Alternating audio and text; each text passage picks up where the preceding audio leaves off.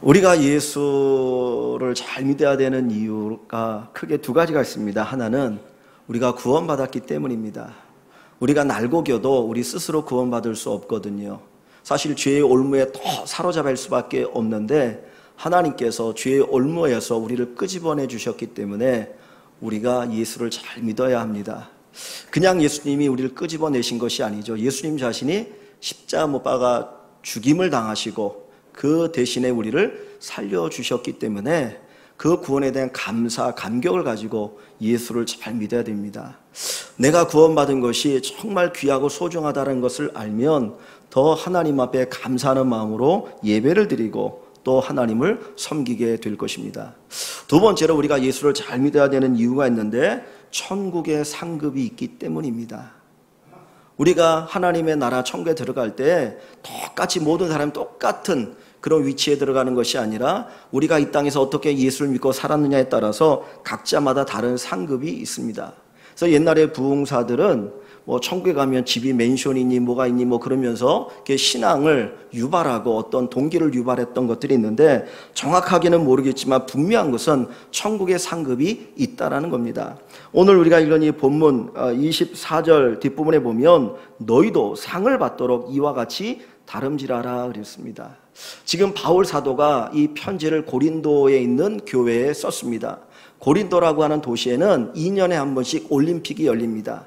그러면 2년에 한 번씩 수많은 사람들이 모이고 많은 선수들이 나와서 장을 겨루고 1등이 되기를 원합니다. 그때 1등이 되는 사람에게 면류관을 씌워주는데 그 면류관이라는 것이 얼마 지나면 시들어버리고 맙니다. 왜냐하면 나뭇잎을 꺾어서 만든 면류관이기 때문에. 그러나 거기에 명예가 있고 어떤 기쁨이 있기 때문에 그 상을 얻기 위해서 목숨을 걸고 경주에 참여하고 권투시합을 합니다. 그 상을 이야기하면서 그건 썩어질 상이다. 그러나 우리 성도들에게는 저 영원한 하나님의 나라에 영원한 상이 있는데 그 상을 얻기 위해서 달려가라 이야기합니다. 우리는 막연하게 생각이 되어지죠. 그런데 뒤돌아보면 우리의 인생은 잠깐입니다. 모세는 우리의 연수가 70이요 강건하면 80이라. 그러나 그 인생이 마치 무엇처럼 흘러간다고 얘기합니까? 화살과 같이 흘러간다는 거예요. 순간입니다. 우리 여기 나이 드신 권사님들 계시지만 뒤돌아보면 잠깐이잖아요. 내가 어머니 뱃속에 태어나서 어린 시절을 보낸 것 같은데 벌써 70이 되고 80이 되어서 주님 만날 날이 가까워오고 있거든요. 그러니까 언젠가는 주님이 우리에게 부르시는데 그 주님 앞에 갔을 때 상급이 있는 구원을 누릴 것이냐, 불 가운데서 얻는 것과 같은 그런 구원을 얻을 것이냐. 오늘 바울 사도는 우리에게 상을 얻도록 달려가라고 이야기합니다. 달린다라고 하는 표현이 뭡니까? 그냥 적당히 움직이는 게 아니고 내가 할 수 있는 최선을 다해서 움직이는 거죠. 그걸 달린다로 얘기하잖아요. 마찬가지로 우리가 믿음 생활 최선을 다해서 행하면 하나님이 우리에게 상을 주실 줄 믿습니다. 디모데후서 4장 8절에 보면 바울 사도는 이렇게 얘기합니다. 이 디모데후서는 바울이 로마 감옥에 갇혀서 이제 자기 죽을 날에 얼마 남지 않았다라고 하는 것을 깨달을 때예요. 그때 이야기하기를 내가 선한 싸움을 싸우고 나의 달려갈 길을 다 마치고 믿음을 지켰으니 이제 후로는 나를 위하여 의의 면류관이 예비되어 있다. 나뿐만 아니라 주님의 나타나심을 사모하는 모든 자들에게니라고 이야기하고 있습니다. 우리가 주님 앞에 설 때에 여러분들이 받을 면류관이 있는 상급이 있는 귀한 성도들이 되시기를 바랍니다. 상을 얻도록 달려가라. 신앙생활은 어떻게 보면 경주와 같습니다. 그래서 히브리서 12장에도 우리 앞에 당한 경주를 하며 그랬어요. 신앙의 경주를 해서 정말 주님이 기뻐하시고 주님이 인정하시는 그 믿음의 삶을 살아갈 수 있기를 원합니다. 세상에서 얻는 상을 무엇이라고 표현하고 있습니까? 25절 말씀에 보면 그들은 썩을 승리자의 관을 얻고자 하되 우리는 썩지 아니할 것을 얻고자 하노라. 세상의 영광도 크잖아요. 세상의 영광도 얼마나 귀하고 소중합니까? 올림픽에 나가서 1등이 되면 금메달을 따면 연금을 받고 평생 국민들로부터 인정받는 그런 삶을 살아갈 수 있거든요. 근데 그것을 썩을 것이라 그럽니다. 그걸 썩을 것이다. 그러다면 썩지 않는 하나님이 주시는 상급이라고 하는 거 얼마나 귀하고 소중할까요? 우리의 삶은 이 땅에서는 잠시 잠깐입니다. 그러나 하나님의 나라에서 우리는 영원히 사는 거예요. 죽음이 없는, 끝이 없는 영원한 삶을 하나님과 함께 살게 되는데, 그때 하나님께서 상을 받고 그 상을 영원히 누린다고 하는 것이 얼마나 가치가 있겠습니까? 우리나라 골프 선수들이 미국의 LPG 투어에 나가서 많은 우승을 하잖아요. 박세리 선수 여러분들 기억하시죠? 그 US 오픈에 나가서 딱 쳤는데 그 물이 그게 뭡니까? 연못에 빠졌을 때 신발을 벗고 그리고 해가지고는 우승을 하지 않았습니까? 몇 번 우승을 한 다음에 그 이름이 그 골프 명예전당에 기록되어 있지 않습니까? 박인비 선수도 그렇다고 그러죠. 그 이름이 얼마나 귀하고 멋있습니까? 모든 골프 선수들의 아마 우상일 겁니다. 나도 저게 이름이 기록되었으면 좋겠다. 근데 성경 그것을 뭐라고 얘기해요? 썩을 면류관이라는 거예요. 썩을 면류관.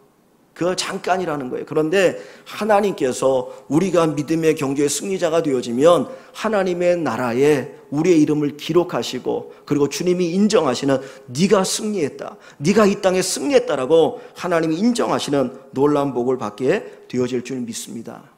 성경은 종종 우리에게 천국의 상을 왕노릇이라는 표현을 쓰고 있습니다. 왕노릇한다. 내가 왕은 아니에요. 그러나 왕노릇한다는 거예요. 왕의 대접을 받는다는 거예요. 하나님이 왕이시거든요. 그런데 우리가 믿음의 삶을 잘 살게 되어지면 천국에 갔을 때 왕노릇, 왕의 대접을 받아요. 하나님 대접을 받아요. 천군 천사들이 우리를 섬겨줄 겁니다. 그리고 우리가 그 천국을 마음껏 누리고 살아가는 놀라운 복을 받게 되어질 것입니다. 그 은혜를 하나님이 우리에게 주시기 위하여 상을 받도록 달려가라 그랬습니다. 그냥 적당히 예수 믿는 것이 아니라 우리가 할 수 있는 최선을 다해서 이 믿음의 길을 걸어가는 저와 여러분들이 되시기를 주님의 이름으로 간절히 축원합니다.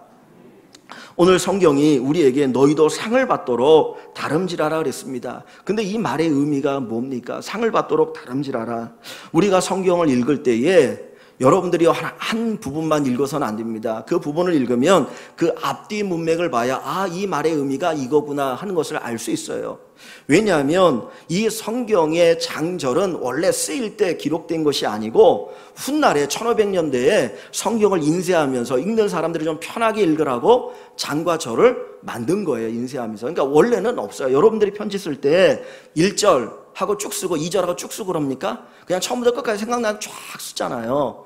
이 성경이 마치 그거예요. 이 고린도전서는 고린도에 있는 성도들에게 띄운 바울의 편지입니다. 그렇기 때문에 이 어느 한 부분을 우리가 이해하기 위해서는 앞뒤 문맥을 살펴봐야 합니다. 근데 다시 한번 보십시오. 여기 보니까 상을 받도록 다름질하라 그랬습니다. 마치 경주와 권투에 비유하면서 상을 얻는 그 믿음의 삶을 살 것을 권면하고 있는데 도대체 무엇과 연결되었느냐 하는 거예요. 상을 얻는 다름질이 뭐냐 하는 겁니다. 자, 22절 말씀을 봅니다. 22절 9장 22절 말씀을 봅니다. 약한 자들에게 내가 약한 자와 같이 된 것은 약한 자들을 얻고자 하며 내가 여러 사람에게 여러 모습이 된 것은 아무쪼록 몇 사람이라도 구원하고자 함이니 그랬어요. 지금 바울의 심정이 어떤 심정을 얘기합니까? 누구라도 어떤 사람이라도 몇 사람이라도 구원하고자 하는 그런 간절한 마음이 있다라는 거예요. 그 이야기를 하고 나서 그 다음에 23절에 내가 복음을 위하여 모든 것을 행하면 복음에 참여하고자 함이라. 그리고 운동장에 다름질하는 사람들이 많이 있는데 너희들이 신앙의 경주를 통해서 상을 얻도록 다름질하라 그랬어요. 이 이야기는 뭐예요? 복음을 위해서 살아가는 자들에게 상이 있다라는 겁니다. 10장을 가봅니다. 10장 33절. 제가 오늘은 좀 몇 성경 구절을 읽을게요. 10장 33절입니다. 10장 33절. 나와 같이 모든 일에 모든 사람을 기쁘게 하며 바울뿐만 아니라 너희도 나처럼 하라는 거예요. 모든 일에 모든 사람을 기쁘게 하여 자신의 유익을 구하지 아니하고 많은 사람에게 유익을 구하여 그들로 무엇을 받게 하라? 구원을 받게 하라. 아까 그 본문 앞부분에도 보면 몇 사람이라도 구원하려 함이라 그랬죠. 그리고 10장의 뒷부분에도 보면 구원을 받게 하기 위하여 내가 그 사람들처럼 되었다라는 거예요. 그러니까 바울이 얘기하고자 하는 게 뭡니까? 구원하는 거예요. 구원. 내가 복음을 전해서 그 사람들이 구원받게 하는 것. 그것처럼 여러분들도 다른 사람들에게 복음을 전해서 그들이 구원받게 하십시오. 그러면 뭐가 있다라는 거예요? 상이 있다는 거예요. 하나님이 가장 기뻐하는 게 뭐냐? 복음을 전해서 구원받게 하는 겁니다. 그래서 누가복음에 보면 예수님께서 세 가지의 비유를 하잖아요. 첫 번째가 뭐냐면 양 100마리가 있는데 그 중에 한 마리가 사라졌을 때 99마리를 들여다 두고 그 한 마리를 찾아 나섭니다. 이쪽 저쪽 다 찾다가 그 양을 찾게 되어지면 너무 기뻐서 어깨에 짊어지고 덩실덩실 춤을 추고 돌아오죠. 그리고는 오히려 잔치를 벌려놓습니다. 사람들을 불러 모으는 거예요. 잔치를 벌이면 그 양 한 마리보다 더 많은 돈이 들어가요. 그럼에도 불구하고 그 한 마리를 찾은 기쁨을 이야기합니다. 10드라크마 가운데 하나를 잃어버려서 찾았던 그 여인이 사람들을 불러 모고 잔치를 벌입니다. 한 드라크마는 하루 품삯이거든요. 그 하나 잃어버린 걸 찾을 때 사람들을 불러 모아놓고 그렇게 기뻐하는 거예요. 두 아들에 대한 얘기죠. 둘째 아들이 모든 걸 다 탕진해 버렸습니다. 아버지 예산을 탕진해 버렸는데 그가 돌아올 때 기뻐하며 잔치를 벌입니다. 이것이 하나님의 마음이라는 거예요. 하나님이 가장 기뻐하고 귀하게 여기는 게 뭐냐? 한 영혼 한 영혼이 구원받는 거예요. 왜? 그 영혼을 구원하기 위해서 하나님 자신이 십자가 못 박혀 죽었거든요. 그래서 주님께서는 그 일을 소중히 여기시고 그 일을 위해서 살아가는 자들에게 큰 상급을 약속하고 계십니다.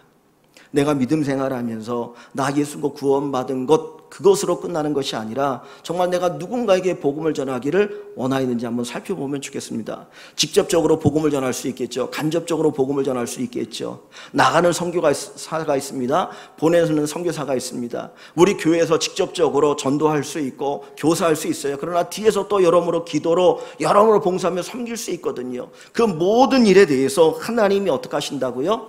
상급을 주신다라는 거예요. 그것을 가리켜서 상을 위하여 달려가는 것이다 라고 우리에게 가르쳐 줍니다. 다니엘서에 보면 좋은 소식을 전하는 자는 하늘의 별처럼 영원히 빛날 것이다 그랬어요. 하나님이 얼마나 그것을 기뻐하시면 영원히 빛날 것인가. 사랑하는 성도 여러분, 우리 교회가 내가 예수 믿는 것뿐만 아니라 또 다른 사람에게 복음을 전하고 그들을 주의 말씀을 잘 양육해서 함께 성숙해가는, 그래서 이 땅에 수많은 그리스도인들을 세워나가는 그런 축복이 있기를 소원합니다. 예전에는 한국의 그리스도인이 1200만이라고 이야기를 합니다. 그런데 요즘은 800만이라고 얘기하고 어떤 분은 아니다, 이단이고 다 빼면 500만이 될지도 모른다라고 얘기해요. 그럼 한번 생각해 보시죠. 예전에 비해서 교회가 한참 부흥했을 때 비해서 거의 2분의 1, 3분의 1 이게 줄어들어 버린 그런 현상입니다. 오늘 이 시대에 복음에 대한 열정이 있고 정말 복음을 전하고 그리고 교회 숫자가 많아지는 게 아니라 한 사람 한 사람이 예수 믿고 구원받아서 하나님이 은총을 누리는 것이 우리의 소원이 되어질 수 있기를 간절히 소원합니다. 우리가 상을 얻기 위해서 오늘 바울 사도는 크게 두 가지 자세를 우리에게 가르쳐 줍니다. 첫째는 절제해야 한다고 말하고 있습니다. 25절 말씀을 같이 봅니다. 이기기를 다투는 자마다 모든 일에 절제하나니 그들은 썩을 승리자의 관을 얻고자 하되 우리는 썩지 아니할 것을 얻고자 하노라. 아멘. 이기기를 다투는 자마다 모든 일에 절제하나니. 이 고린도에서 올림픽은 2년에 한 번씩 열립니다. 그런데 그 올림픽에 나가려고 하는 선수들은 10개월 동안 절제하며 훈련한다는 거예요. 먹는 것, 그리고 잠자는 것, 모든 것을 그 운동에 나가서 승리하기 위해서 거기에 딱 맞춰서 10개월 동안 절제하며 훈련한다는 거예요. 요즘도 마찬가지로 운동선수들이 경기에 나가기 전에 얼마나 절제하는지 모릅니다. 운동선수가 자기가 먹고 싶은 거 다 먹어가지고 그게 되겠습니까? 특히 우리 권투 시합을 하거나 체중이 있는 시합을 할 때 어떻게 합니까? 진짜 그 살 빼는 고통이 있잖아요. 내가 마음껏 먹고 싶은데 체중이 불어나면 그 체급에서 할 수가 없으니까 절제하는 거예요. 먹고 싶은 것도 먹지 않고. 그럼에도 불구하고 이 체중이 더 나가면 이 권수 선수들이 옛날에 어떻게 합니까? 사우나에 가가지고 땀으로 그냥 막 빼죠. 그리고는 체중계에 올라가가지고 겨우 마치고 그 다음에 나가거든요. 절제해야 합니다. 절제가 필요합니다. 그래서 술, 담배, 운동선수들이 안 하거든요. 그래서 어떤 분들 보면 30대 후반까지 정말 운동선수로 남는 사람들 보면 자기 관리를 잘해요. 절제하는 거예요. 그래서 후배들한테도 술하지 말라, 담배하지 말라고 이야기합니다. 오늘 우리가 믿음의 삶을 살아가고 복음 전하는 삶을 살아가기 위해서는 우리에게도 절제가 필요합니다. 정말 내가 하고 싶지만 그것이 내 신앙에 유익이 되느냐, 유익이 되지 않느냐를 구분하고 판단해서 신앙에 유익이 되어지는 길을 걸어갈 수 있어야 할 것입니다. 내가 예수의 사람으로 살아갈 때 내가 저 사람을 구원하고 저 사람을 전도하길 원하는데 나의 행동 때문에 혹시 저 사람에게 복음의 걸림돌이 되지 않을까 생각하면서 절제할 수 있는 우리가 되어질 수 있기를 원합니다. 이 바울은 복음 전파를 위해서 스스로 절제했고 자기 권리를 포기합니다. 여기 9장 19절 봅니다. 고린도전서 9장 19절 20절부터 제가 몇 절을 쭉 읽겠습니다. 9장 19절입니다. 내가 모든 사람에게서 자유로우나, 내가 누구의 종이 아니라는 거예요. 나는 내 마음대로 살아도 되고 너는 네 마음대로 살아도 된다, 그 얘기를 하는 겁니다. 모든 사람에게 자유로우나 모든 사람에게 뭐가 돼요? 종이 된 것은, 내가 그들의 종이 아니지만 그들의 종처럼 하고 있는 것은 더 많은 사람을 얻고자 함이라. 미국에 있는 친구 목사님들 이야기를 들어보면 종종 그런 얘기합니다. 미국에 이민 오거나 하는 분들이 오면 처음에 딱 미국에 오면 뭘 어떻게 할지 모르는 거예요. 그러면 소식을 들으면 공항에 나가서 픽업을 해가지고 또 그분들이 어떤 정착할 수 있는 돕는 일을 한다는 거예요. 사실 뭐 돈을 받고 있는 거 아니거든요. 뭐 그 사람의 몸종도 아니에요. 근데 단 한 가지 이유가 뭡니까? 복음을 전하고 그 사람들이 예수 믿게 하는데 목적이 있는 거죠. 더 많은 사람들을 얻고자 하여 내가 그들의 종이 되었다. 20절에 유대인들에게 내가 유대인과 같이 된 것은 유대인들을 얻고자 함이요, 율법 아래 있는 자들에게 내가 율법 아래 있지 아니하나 율법 아래 있는 자같이 된 것은 율법 아래 있는 자들을 얻고자 함이, 얻고자 한다는 거 구원하는 얘기를 얘기합니다. 율법 없는 자에게는 내가 하나님께는 율법 없는 자가 아니요 도리어 그리스도의 율법 아래 있는 자이나 율법 없는 자같이 된 것은 율법 없는 자들을 얻고자 함이요, 약한 자들에게 내가 약한 자같이 된 것은 약한 자들을 얻고자 하며 내가 여러 사람에게 여러 모습이 된 것은 아무쪼록 몇 사람이라도 구원하고자 함이라. 자기의 자유를, 자기의 권리를 주장하지 않았습니다. 그냥 그들에게 마치 종이 되어서 그들처럼 행동하면서 어떻게든지 그 한 사람 한 사람이 구원받기를 원하는 그런 간절한 마음이 바울에게 있었다라는 거예요. 10장 뒷부분에 가보면 거기에는 고기 먹는 문제를 얘기합니다. 고기를 먹어야 될 거냐 말아야 될 거냐. 이 고린도에는 신전들이 많았어요. 그래서 우상에게 이제 제사를 드리고 그 고기를 내어다가 시장에 팝니다. 그러면 사람들이 그 고기를 사다 먹거든요. 그러니까 고기를 먹으면 뭘 먹는 거예요? 우상의 제물을 먹는 거예요. 근데 사실 고린도전서의 바울은 그 아무것도 아니라 그랬어요. 근데 믿음이 약한 사람들은 어떻게 우상에 바친 고기를 먹을 수 있느냐.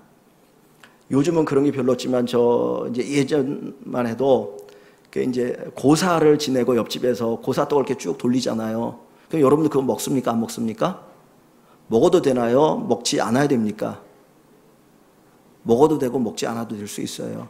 근데 안 먹는 게 좋겠죠. 찜찜하기도 하고 신앙에 유익이 안 될 수도 있으니까. 그러니까 신앙적으로 따지면, 어떤 신학적으로 따지면 먹을 수 있어요. 그거 먹는 거 아무 상관이 없다라고 바울이 얘기해요. 그런데 내가 그것을 먹으면 다른 사람의 신앙에 혹 해가 될까 봐 먹지 않겠다라는 거예요. 그러니까 바울의 관점은 내 중심이 아니라 누구 중심입니까? 상대방 중심이에요. 혹 나의 행동이 저 사람에게 신앙의 손해가 되지 않도록 하는데 그의 목적이 있었던 것입니다.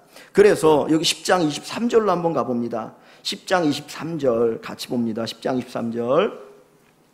모든 것이 가나, 내가 모든 걸 할 수 있다는 거예요. 먹을 수도 있고 안 먹을 수도 있고 뭐 죄가 아닌 것은 다 할 수 있다는 거예요. 모든 것이 가나 모든 것이 유익한 것이 아니요, 모든 것이 가나 모든 것이 덕을 세우는 것은 아니니 누구든지 자기의 유익을 구하지 말고 누구의 유익을 구하라? 남의 유익을 구하라. 이게 절제입니다. 복음을 위해서 사는 사람, 그리스도인들은 나의 유익을 위해 사는 게 아니라 다른 사람의 유익을 위해서 사는 거예요. 내 옆에 있는 그 성도의 유익을 위해서, 그분이 구원받기 위해서 내 스스로가 절제하는 겁니다. 그래서 바울 사도가 고린도전서에서 그런 얘기 하잖아요. 야, 남편이 예수 믿지 않는데 당신이 믿음 생활 잘하면 그 남편이 예수 믿고 구원받을 수 있지 않겠느냐. 항상 우리의 중심이 내가 아닌 그 옆에 있는 사람이 되어야 한다는 거예요. 우리 여자분들이 결혼하고 나면 아이를 갖게 되어지죠. 그럼 임신을 하고 나면 그때부터 더 조심스럽게 살아갑니다. 왜 그래요? 내 몸속에 있는 태아를 위해서. 그래서 먹을 것과 먹지 말할 것을 구분하게 되어지죠. 어떤 분들은 그렇게 커피를 좋아했는데 아이를 갖고 나니까 이 커피가 아이에게 카페인이 해가 될까 봐 커피를 끊어버린 경우도 있지 않습니까? 몸이 아파요. 감기가 걸려서 약을 먹어서 좀 몸이 안 아프게 했으면 좋겠는데 그 약을 먹으면 혹시 태아에게 해가 될까 봐 감기약도 못 먹고 며칠 동안 끙끙 앓고 있는 산모도 있지 않습니까? 왜 그래요? 나 중심이 아니라 뱃속에 있는 아이 때문입니다. 우리 믿음 생활이 마찬가지예요. 나를 위한 것이 아니라 내 옆에 있는 연약한 성도 아니면 구원받을 그 성도를 위해서 우리 스스로가 절제하는 것, 그것을 가리켜 상을 얻도록 달리는 것이라 했습니다. 저와 여러분들이 정말 한 사람 한 사람을 믿음으로 세우기 위해서 우리 스스로가 절제하는 가운데 하나님 주시는 귀한 상을 받아 누리기를 주 이름으로 간절히 축원합니다. 두 번째로 상을 얻기 위해서는 자기 몸을 복종시켜야 한다 그랬습니다. 여기 27절 말씀을 같이 봅니다. 내가 내 몸을 복종하게 함은 내가 남에게 전파한 후에 자신이 도리어 버림을 당할까 두려워함이로다. 여기 내가 내 몸을 복종하게 한다. 이 말은 바울 사도가 이걸 생각하는 겁니다. 이 고린도의 올림픽 가운데 아주 유명한 종목 두 가지가 있는데 하나는 마라톤이고 하나는 권투예요. 그런데 권투 선수가 연습할 때 남을 때리는 것도 연습하지만 맞는 것도 연습을 합니다. 그죠? 어떻게 맞아야 안 아프게 맞을 수 있느냐. 또 맷집을 키우는 걸 이렇게 훈련을 하죠. 그래서 정말 권투 선수들이 무서워하는 거는 펀치가 센 사람 무섭기도 하지만 아무리 때려도 넘어가지 않는 사람이 무섭다는 거예요. 맷집이 있는 사람. 그러니까 맷집을 길러야 되는 거예요. 왜냐하면 권투는 때리기도 하고 맞기도 하니까. 바울이 내 몸을 친다라고 하는 것은 맷집을 기르는 것 같은 거예요. 권투 선수가 그냥 계속 맞는 걸 통해서 자기 몸을 단련하는 것처럼 이 바울도 자기 몸을 단련하는 겁니다. 근데 이 단련이 어떤 단련이 있냐면 자기의 몸을 하나님에게 복종시키는 훈련을 하는 거예요. 여러분, 우리의 몸이라는 게 이 육체는 편한 것을 좋아합니다. 편한 것을 좋아합니다. 그죠? 편한 것을 좋아하다 보니까 문화가 자꾸 발전되어 가는 거죠. 제가 어렸을 때는 TV를 틀으려면 가서 눌러야 됐습니다. 채널을 돌려야 됐습니다. 근데 지금 어떻게 해요? 리모컨으로 돌리잖아요. 이제는 이 손가락도 안 움직이고 뭘로 하면 됩니까? 말로 한다고 하죠. 계속 편한 걸 찾아가는 거예요. 믿음 생활할 때 좀 불편한 것도 있고 참아야 되는데 그냥 편한 게 좋은 거예요. 편함은 그게 선이라고 생각하는 것이 오늘 이 시대의 사람이거든요. 그러다 보면 하나님의 뜻과 반대되어지는 삶을 살아갈 수 있다는 거예요. 그래서 바울은 자기 몸을 복종시킨다는 거예요. 내 몸을 쳐서 훈련시켜서 하나님의 뜻대로 움직이도록 그렇게 만들겠다라고 하는 것이 바울의 고백입니다. 이 말은 조금 한마디 더 나간다면 모범을 보인다는 거예요. 바울이 복음을 전할 때 예수 믿으십시오. 예수 믿어 구원받습니다라고 얘기하는데 야, 너나 잘 믿어. 난 너 같은 거 보면 예수 믿을 맛이 안 나. 그러면 안 되잖아요. 야, 진짜 저 사람 예수 믿으니까 사람이 바뀌었네, 변화됐네, 새로워졌네, 한번 나도 예수 믿고 싶다라고 하는 그런 모범적인 삶이 있어야 되거든요. 그러니까 그런 모범적인 삶을 위해서 자기 몸을 복종시킨다라는 거예요. 결국은 드러나는 것은 우리의 행동입니다. 우리의 행동을 통해서 저 사람이 예수 믿는 사람이구나, 아니구나, 신실한 사람이구나, 아니구나, 그거 알 수 있거든요. 그렇게 우리의 몸을 하나님 앞에 복종시키기 위해서 날마다 자기를 복종시킨다. 그리고 나서는 바울은 날마다 죽는다라고 하는 이야기를 하게 되는 것입니다. 갈라디아 2장 20절에 보면 내가 그리스도와 함께 십자가에 못 박혀 죽었다 그랬어요. 이제는 내가 산 것이 아니라 내 안에 누가 산다고요? 예수 그리스도가 사는 거예요. 그분이 내 몸의 주인인 겁니다. 그분에 따라서 내 몸이 움직여야 되는 거예요. 그것을 가리켜서 뭐라고 얘기합니까? 믿음으로 산다. 믿음으로 산다. 이제는 내가 믿음으로 산다라고 하는 표현을 씁니다. 그러므로 내 몸을 복종시킨다라고 하는 것은 믿음으로 사는 훈련을 하는 거예요. 우리 인간은 눈으로 살죠. 눈으로 살죠. 내 눈에 보이는 대로 살아가잖아요. 그런데 우리 성도들은 믿음으로 사는 훈련을 하는 겁니다. 하나님 믿는 그 믿음을 가지고 살아가는 그 훈련, 나를 이기고 나를 날마다 죽이는 그 훈련, 말씀과 기도를 통해서 나를 복종시키는 그 훈련의 삶이 우리에게 펼쳐질 수 있기를 원합니다. 우리가 영성이란 말을 씁니다. 야, 저분은 영성이 있는 것 같아. 저분은 영성이 있는 것 같아. 그 말이 뭡니까? 결국 신앙의 본을 보이는 거예요. 신앙의 본을 보니까 야, 저분을 보니까 진짜 예수님이 계시네. 저분을 보니까 예수님이 계시네. 이런 고백이 나오는 삶을 살아갈 때에 우리 주변에 있는 사람들이 함께 예수 믿게 되어지고 구원의 복을 받게 되어집니다. 여기 11장 1절 말씀만 봅니다. 11장 1절 11장 1절 같이 볼까요? 11장 1절 같이 읽습니다. 내가 그리스도를 본받는 자가 된 것 같이 너희는 나를 본받는 자가 되라. 나 바울이 그리스도를 본받는 자가 된 것 같이 너희는 나를 본받는 자가 되라. 여러분, 이 말을 읽을 때 어떤 느낌이 드십니까? 바울이 좀 교만하다고 생각되지 않습니까? 내가 예수를 본받는 것처럼 여러분 나를 본받으십시오. 제가 만약에 그렇게 설교한다면 목사님 좀 교만한 것 같네, 그런 생각 안 드세요? 진짜 나를 본받으라고 말할 만큼 내가 완벽하게 살고 있습니까? 그러지 못하니까 그런 말을 못하죠. 근데 바울이 내가 그리스도를 본받는 것처럼 나를 본받으라고 얘기하는 거예요.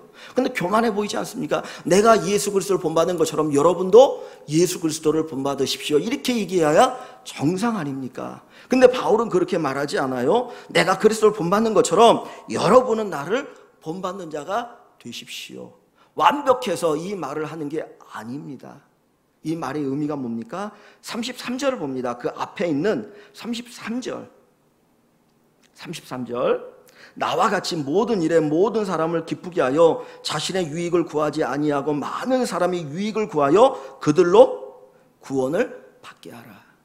지금 바울은 나의 유익을 구하지 않고 다른 사람의 유익을 구했다고 했어요. 왜 그래요? 그 사람들이 뭐 얻도록? 구원을 얻도록. 그들이 구원받게 하도록 위해서 스스로 자기의 권리를 내려놓은 거예요. 그 이야기를 하고 나서 11장 1절에 내가 그리스도를 본받는 자 된 것처럼 너희는 나를 본받으라 했어요. 그 말이 뭐예요? 여러분들도 뭐를 내려놓으라? 여러분의 권리를 내려놓으라는 거예요. 왜? 그들로 하여금 구원받도록 하기 위해서. 그러니까 바울이 얘기하고자 하는 것은 신앙의 본을 보여서 우리 주변에 있는 사람들이 예수 믿고 구원받게 합시다, 그 일에 나와 함께 동참합시다, 이 이야기를 하고 있는 거라는 거예요. 그러니까 바울의 소원이나 오늘 예수님의 소원이 뭡니까? 나 때문에 내 주변에 있는 사람들로 인하여서, 나로 인하여서 내 주변에 있는 사람들이 예수 믿고 구원받고 하나님의 은혜를 누리며 살아가게 하는 겁니다. 그 일을 위해서 우리를 불러주셨고 그 일을 행할 때에 하나님이 우리에게 복을 주시고 하나님의 나라 영원한 상급이 있게 되는 것입니다. 사실 이 일은 우리 스스로 할 수 없습니다. 좋은 선수에게는 좋은 코치가 있습니다. 2002년 우리나라가 월드컵 4강에 올라갔죠. 우리나라에서 있으니까 나름대로 이점도 있고 응원 진짜 그때만큼 응원한 적이 어디 있습니까? 경기장에는 빡빡하게 관중들이 모여 있었고 뿐만 아니라 광화문에 대학 내에 모여가지고 대한민국을 외쳤습니다. 그 함성이 힘이 되어서 아마 좋은 성적을 냈을 거예요. 근데 그것만이 아니라 좋은 코치가 있었다라는 거예요. 히딩크 감독이 나름대로 좋은 코치가 되어서 그 국가대표들을 잘 이끌어갈 때에 4강의 신화를 이루지 않았습니까? 그리고 나니까 서점에 가니까 히딩크 리더십에 관한 책들이 많이 나오더라고요. 우리 스스로 좋은 선수가 되려고 해도 한계가 있어요. 그런데 좋은 코치를 만나고 나면 나의 단점이 뭔지 약점이 뭔지를 잘 파악해가지고 그 장점을 극대화시키고 약점을 최소화시킵니다. 하나님께서 우리의 코치가 되시는 거예요. 그래서 우리의 코치로 누구를 보내주십니까? 성령님을 보내주시죠. 우리가 절제해야 됩니다. 그러나 절제가 됩니까?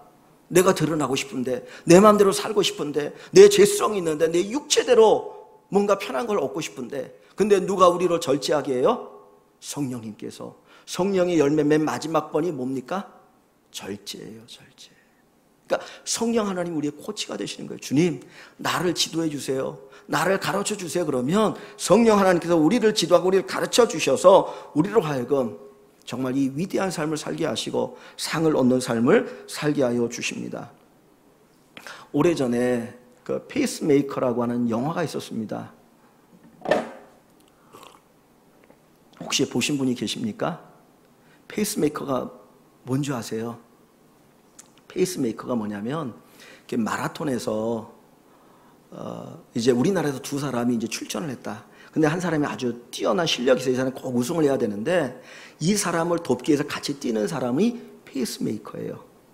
이 페이스메이커는 꼬린 지점에 들어가는 게 목적이 아니고 이 아주 잘 뛰는 사람으로 하여금 어느 정도 페이스를 유지하도록 돕는 역할을 합니다. 그래서 30km는 30km까지 나름대로 자기 페이스를 잘 하다가 그래서 끌어주다가 이제 어느 정도 되어지면 자기는 그냥 거기서 뒤로 사라지고 그리고 이 사람을 하면 꼬린 지점에 최대한 1등으로 들어갈 수 있도록 돕는 역할을 하는 사람이 페이스메이킹인 거예요. 근데 아무리 자기 혼자 잘 뛰려고 해도 그게 안 돼요. 그래서 마라톤에 보면 맨 앞에 먼저 쫙 앞서가는 사람이 끝까지 잘 갈 것 같더니 중간에 탈락하면 뒤처진 경우가 많아요. 왜냐하면 페이스를 조절하지 못하니까. 누군가 옆에서 같이 해줘야 되는 거예요. 우리의 신앙생활도 마찬가지입니다. 내가 분명히 목적이 있어요. 내가 상급을 받아야지, 내가 복음을 전해야지, 내가 절제해야지, 내가 이렇게 살아야지 그러지만 우리 스스로가 안 되니까 누가 우리를 옆에서 도와주십니까? 성령 하나님이 우리를 도와주시는 거예요. 그분이 우리의 코치가 되실 뿐만 아니라 내 옆에서 같이 움직여 주십니다. 같이 우리를 도와주셔요. 그래서 야 요렇게 가야 돼, 요렇게 가야 돼. 그래야 저 사람이 유익이 되어져. 그걸 깨닫게 하시면서 우리의 믿음의 삶을 살아가도록 돕는 역할을 하게 되는 겁니다. 여러분, 절제할 때 내가 모든 걸 내려놓는 거 쉬운 일이 아니거든요. 사실 이왕이면 이 땅에서 편하게 살고 싶지 않습니까? 편하게 사는 것이 어떻게 보면 좋은 거라고 생각하는 거예요. 왜 우리가 높은 명예를 얻고 권력을 얻고 많은 부를 누리기를 원해요? 편하게 살고 싶으니까. 사람들이 인정받고 싶고 그리고 사람들이 내 밑에서 정말 쫙 엎드리는 거 그게 좋으니까 그렇게 살고 싶은 거 아닙니까? 근데 주님께서는 그게 영광이 아니라고 얘기하잖아요. 때로는 내려놓으라고 얘기하잖아요. 근데 우리가 그 내려놓을 수 있는 이유가 뭡니까? 성령님이 우리를 도와주셔야 성령이 우리와 함께 하셔요. 또 뿐만 아니라 성령에서 그것과 비교할 수 없는 어마어마한 좋은 것들을 우리에게 주시기 때문입니다. 내가 예수 믿으면서 때로는 고난을 당하고 봉사라고 헌신을 할 때 좀 피곤하고 힘들 때가 있어요. 그런데 주님께서 우리에게 그것과 비교할 수 없는 어마어마한 기쁨을 우리에게 쏟아부어 주십니다. 그러니까 우리가 그 일을 할 수 있는 거예요. 지난 금요일 밤에 우리 말레이시아 선교하시는 장성우 선교사님 오셔서 간단하게 선교 보고 왔습니다. 벌써 10년이 되었다고 해요. 거기에서 살다 보면 참 힘들고 어려울 때가 많이 있고 덥고 습한 곳이기 때문에 사모님이 그냥 속으로 많이 그냥 알고 있더라고요. 그래서 선교 편지를 보낼 때마다 목사님 좀 기도해 주세요, 기도해 주세요, 기도해 주세요 그런 얘기 많이 하거든요. 정말 그것이 내가 인간적인 방법으로 내가 어떤 인간적인 영광을 위해서 그 일을 한다면 아마 포기했을 거예요. 굳이 말레이시아만 살아야 되느냐? 한국에 살면 되고 더 좋은 환경에 살지. 그런데 기꺼이 그 자리에 있는 이유가 뭡니까? 주님이 그것을 기뻐하실 뿐만 아니라 거기에 주시는 뭔가 은혜가 있기 때문이에요. 내가 한 사람의 복음을 전할 때 그들을 헌신할 때 하나님께서 내 안에 채워주신 말할 수 없는 감격, 기쁨이 있다 보니까 그렇게 살아가게 되어지는 것입니다. 오늘 우리가 주님을 위해 살아가고자 할 때 주께서 우리에게 놀라운 은혜와 복이 있게 됩니다. 사랑하는 성도 여러분, 저와 여러분들이 예수를 믿습니다. 왜 예수를 믿습니까? 왜 예수를 믿습니까? 왜 예배를 드립니까? 왜 교회 안에 봉사합니까? 그 이유가 뭡니까? 두 가지입니다. 주님이 나를 구원해 주셨기 때문에 이 구원은 인간의 힘으로 받을 수 있는 게 아니거든요. 근데 하나님이 내게 주셨어요. 또 하나는 천국의 상급이 있기 때문입니다. 내가 언젠가는 주님 앞에 가야 되는데 올 때는 순서가 있을지 몰라도 갈 때는 순서가 없잖아요.